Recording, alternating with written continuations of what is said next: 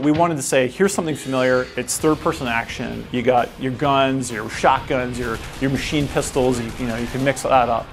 And then what we wanted to do was have something that differentiated it, and that just became the Glaive. The way you throw the Glaive, the way you learn the power throw mechanic, the way you use the aftertouch, it just becomes these other kind of small game systems.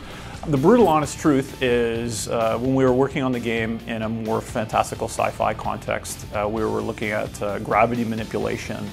And so we thought, well, let's not just do a grav gun. Let's have it more of an embodiment of a weapon.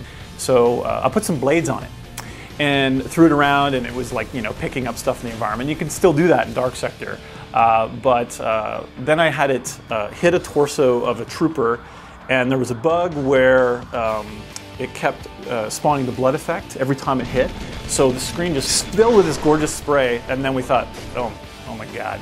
This is the game. It's harsh and it's brutal, and that kind of started to feed into the rest of how the character was designed, elements of the story, and it just kind of overshadowed this initial functionality, which is a little stealing device that was kind of like a tertiary element in your arsenal to the primary thing.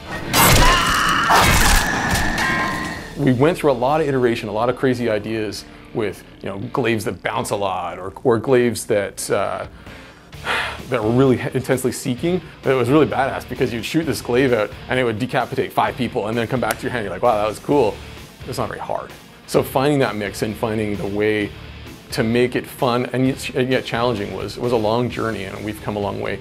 Where we've headed is the sort of superpowered glaive power-up idea, because the story is about the evolution of a superhero.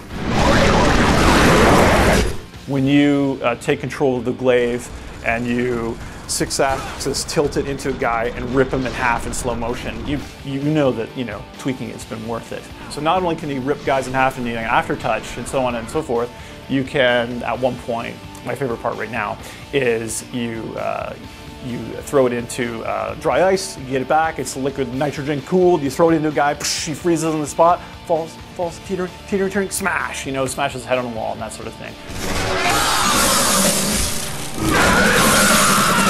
Amputating or bisecting someone, you giggle because that's cool, and you don't really see the power in that, because that's just like, you could use the razor jack weapon, for example. Like an older equivalent wasn't necessarily innovative, but what was more innovative was the use of environmental power-ups and how that applies, and that makes it a little more interesting in terms of trying to coordinate your collection of those power-ups and then deploying them in a way that's effective, and you have a time constraint because they will wear out.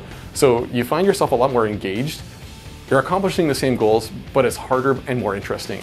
The stuff that you can pull off is more than a regular shooter, like pop, pop, pop, you're dead.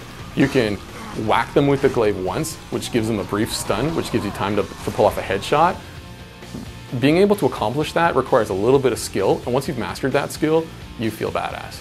Power throw, if you pull off a power throw and get a double bisection, where you chop 2 people in half in a row, you feel pretty badass. There's these like bisected bodies flying everywhere, and you're like, yes. So there's a little bit of challenge in deploying these super badass effects, and that gives the player reward for accomplishing those tasks, but it also makes them feel like they're a superhero. They are super powered, and that's really cool. Like, everyone wants to be a superhero.